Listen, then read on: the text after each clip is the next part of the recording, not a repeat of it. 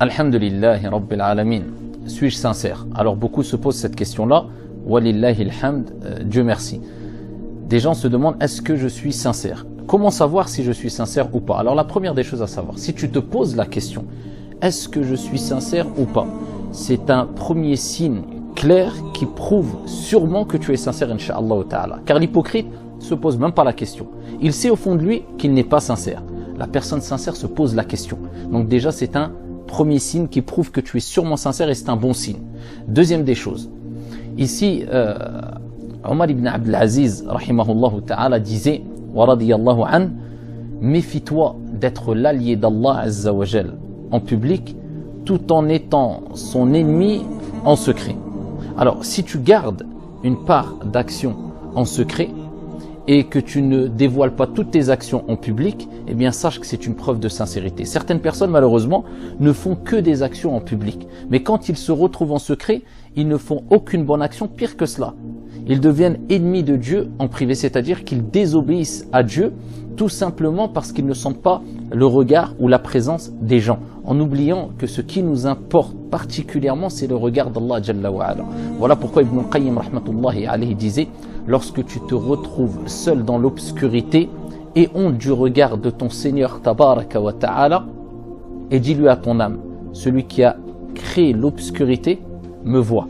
Donc si tu gardes une part de tes bonnes actions quand tu es en privé, en secret, et que tu ne désobéis pas à ton Seigneur Tabaraka wa Ta'ala en secret, alors que tu lui obéis toujours en public, sache que c'est un signe clair, incha'Allah Ta'ala, que tu es sûrement sincère envers Allah Tabaraka wa Ta'ala. Et troisième des choses, afin de savoir si tu es sincère ou pas, demande-toi, est-ce que tu n'acceptes que les éloges et tu n'acceptes pas les conseils qui quelquefois sont bénéfiques bien sûr, mais qui te font mal?